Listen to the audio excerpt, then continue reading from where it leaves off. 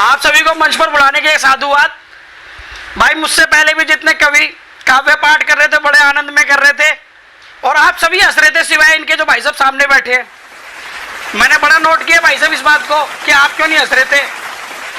सारी दुनिया हंस रही थी, बल्कि जो बाहर सड़क के गुजर रहे जो काव्य पाठ नहीं देख पा रहे सुन रहे वो भी हंस रहे थे, लेकिन आप ही नहीं हंस रहे थे।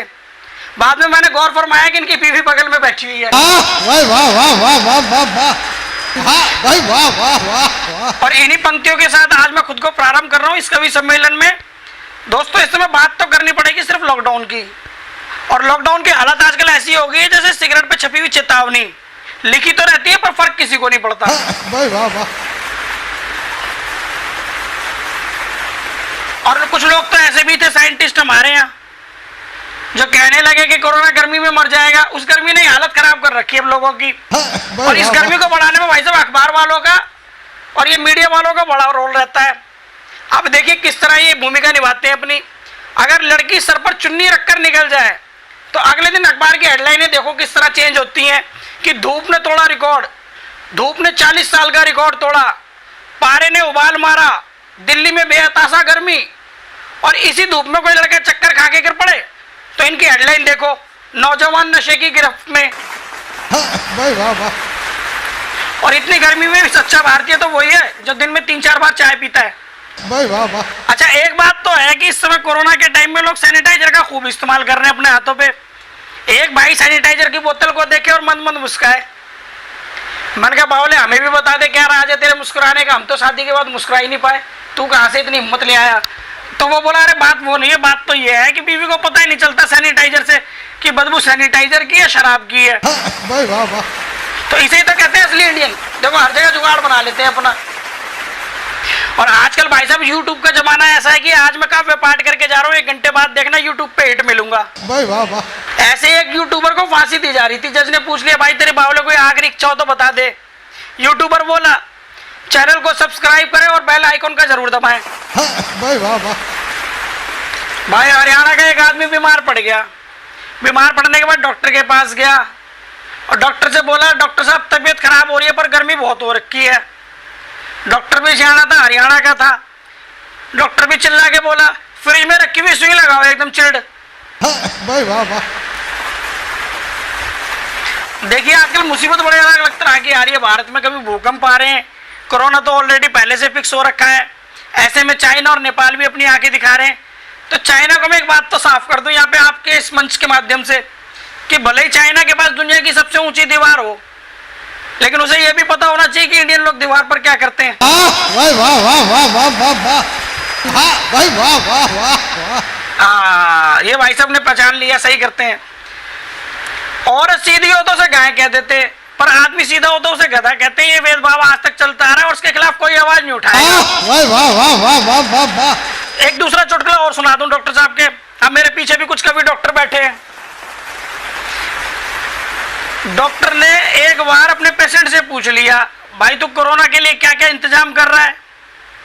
तो उसने कहा योग कर रहा हूँ, वॉक कर रहा हूँ, नींबू पानी पी रहा हूँ, हल्दी वाला दूध पी रहा हूँ, च्यवनप्राश खा रहा हूँ, अंकुरित अनाज खा रहा हूँ, कच्चा लहसुन खा रहा हूँ, कच्ची अदरक खा रहा हूँ, माँ मेरा बादाम खा रहा हूँ, काबुली अंजीर, अरबी खजूर, बिलायती खुरमानी, अफगानी खारिक, देसी मुनक्का, हर्बल काढ़ा, मुंह में लौंग और काली मिर्च, नाक में तेल, हल्दी नमक के गरारे कर रहा हूँ, अजवान की भाप ले रहा हूँ और दिन भर गर्म पानी पीता हूँ और हर्बल की गोलियां खाता हूँ, गिलोय की गोलियां खाता हूँ, नीम की गोलियां खाता हूँ, होम्योपैथिक दवा का भी इलाज चला रखा है और अंग्रेजी दवाई भी टाइम पे लेता रहता हूँ। और बाकी कुछ बच रहा हो तो आप बता दो। डॉक्टर ने बोला अरे बस कर पगले तू तो अमर हो जाएगा। वाह वाह वाह वाह वाह वाह वाह। भाई वाह वाह वाह। आजकल सोशल डिस्टेंसिंग का जमाना है। अब देखिए सोशल डिस्टेंसिंग को लेकर भी कभी किस तरह से हास्य खोज लेता है। कल ही हमारे मोहल्ले में 15 आदमी इकट्ठे होकर के 3 लोगों को समझा रहे थे कि सोशल डिस्टेंस के क्या फायदे हैं।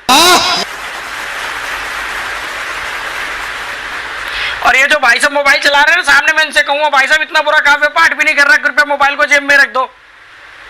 और मोबाइल में एक बात ध्यान आ गई मुझे, आज के इस दौर में नेक इंसान उसे ही समझा जाता है जिसका मोबाइल घर के सारे लोग इस्तेमाल कर सकें। बहुत बहुत धन्यवाद भाई साहब, जेब में रख दो। और मोबाइल की कहानी भाई यही नहीं रुकती, भाई ने तो जेब में रख लिया। मेरा एक दोस्त और था, वो बोला मैं मोबाइल ना करीब करीब 25 सेकंड बाद उठाता हूँ।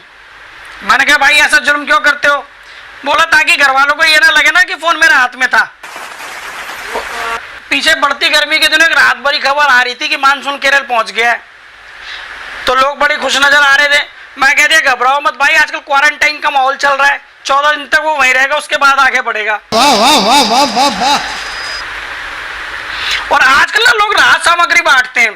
एक फोटो में देख रहा था भाई फेसबुक के ऊपर, देने वाली ने भी महंगा सूट पहना हुआ, लेने वाली ने भी महंगा सूट पहना हुआ, दोनों ने ब्रांडेड चश्मे लगा रखे, बीच में एक पैकेट पकड़ रखा। मैं आज तक कंफ्यूज हूं कि इनमें समझ ही नहीं आ रहा कि राहत देने वाला कौन है और लेने वाला कौन है। तो भाई कम से कम ऐसे कंफ्यूज तो मत करो।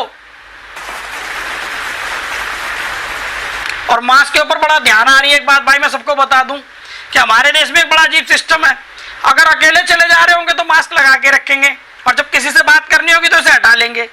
पता नहीं कहां से इतना ज्ञान ले आते हैं। आजकल विज्ञापन भी कम हंसाने वाले नहीं आते। एक यूनिवर्सिटी का विज्ञापन देख रहा था मैं, उसमें लिखा था यूनिवर्सिटी 400 एकड़ में फैली है। अब समझ में नहीं आ रहा था कि बच्चों को पढ़ने के लिए बुला रहे हैं या चरने के लिए। कोरोना के इस दौर में एक बार भाई एग्जाम हो गया, सारे बच्चे बैठ गए भाई एग्जाम देने के लिए। अब लॉकडाउन के दौरान पढ़ाई तो करनी रखी थी, हालत तो सभी की टाइट थी। अब आगे वाले ने पीछे वाले को पर्ची पकड़ा दी। अब पीछे वाले की जान में जान आ गई, उसने सोचा ले हो गया जुगाड़, पेपरों का हो जाएंगे पास।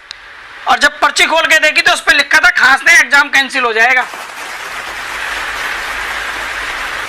और भाई ये औरतें भी कम नहीं होती। हाँ, औरतों की बात कर लूं पहले। भाई एक औरत ने एक दूसरी औरत से बोला, देख वो लड़की तेरे पति को कब से घूर रही है। वो कह रही इस बात की टेंशन छोड़, मैं तो ये देख रही हूँ कि मेरा पति कब तक अपनी सांस खींच के कितनी देर तक तोंद को अंदर रख सकता है। वाह वाह वाह वाह वाह वाह वाह। भाई टीचर तो हमारे जमाने में हुआ करते थे, पहले सूद दिया करते थे, बाद में पता लगता था गलती मैंने नहीं, गलती तो दूसरे ने की थी। वाह वाह वाह। भाई ऐसे एक बार टीचर आ गया क्लास में, आते ही उसने बोर्ड पे लिख दिया, बताओ ताजमहल किसने बनवाया था। भाई मैं डर के खड़ा हो गया, मैंने कहा क्यों, सही नहीं बना था क्या। वाह वाह वाह वाह वाह वाह वाह वाह वाह। 30 दिन से गायब एक आदमी जब घर लौटा तो पत्नी चिल्ला के बोली, मैं तुम्हारे गम में बीमार पड़ी थी, अगर मैं मर जाती तो। आदमी भी सियाना था, तुरंत बोला मैं कौन सा शमशान घाट की चाबी साथ ले गया था। वाह वाह वाह। और भाई चलते चलते अपने काव्य पाठ का आखिरी जोक पढ़ दूं। चाइना से बात शुरू हुई थी, चाइना पे ही खत्म कर दूं। सैनिटाइजर की बोतल पर लिखा था मेड इन चाइना। पहले हाथ धोए फिर बोतल धोई। तो इन्हीं शब्दों के साथ भाई अपने आप को रोकता हूं।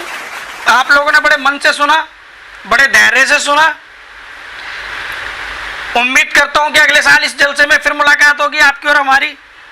तब तक के लिए दीजिए मुझे इजाजत। और एक शेर के माध्यम से अपनी बात कहकर मैं खत्म कर रहा हूं कि ये मंजिलें उन्हें मुबारक जिन्हें छत पर जाना है, कि ये मंजिलें उन्हें मुबारक जिन्हें छत पर जाना है। हमारी मंजिल तो आसमां है, हमें अपना रास्ता खुद बनाना है, हमें अपना रास्ता खुद बनाना है। इसी के साथ जय हिंद, जय भारत।